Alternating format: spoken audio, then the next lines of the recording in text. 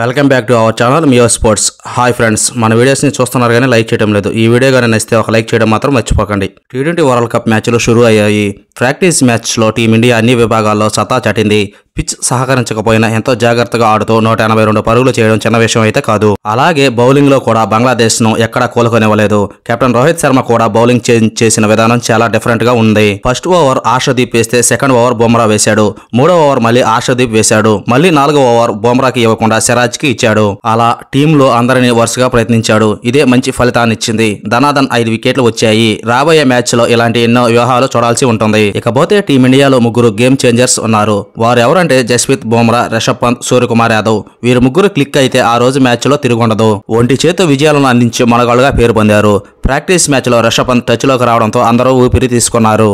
ఇక మనకు భయం లేదు, కుర్రాడన్నాడు, అతనే అంతా చూసుకుంటాడని అనుకుంటున్నారు. దానికి తోడు సూర్యకుమార్ యాదవ్ హిట్టింగ్ కి వెళ్లకుండా ఆచితూచి ఆడటం కూడా అందరికీ నచ్చింది. ఇక బుమ్రా తన వరకు తను న్యాయం చేసి పరుగులను కట్టడి చేశాడు. మరోవైపు జైస్వాల్, రోహిత్ శర్మ, విరాట్ కోహ్లీ, సంజు శాంసన్, రవీంద్ర జడేజాలతో బ్యాటింగ్ లైనప్ ప్రత్యర్థి జట్లకు భయం పుట్టించేలా ఉంది. మొత్తానికి ప్రాక్టీస్ మ్యాచ్ వల్ల టీమిండియాలో ఉత్సాహం, ఆత్మవిశ్వాసం పెరిగిందని అంటున్నారు. 5వ తేదీన ఐర్లాండ్ తో జరిగే మ్యాచ్ కోసం జట్టు కూర్పుపై టీం మేనేజ్మెంట్ కసరత్తు మొదలుపెట్టింది. Hi cricket lovers, T20 world cup team India కొట్టాలని మనస్ఫూర్తిగా కోరుకుందాం.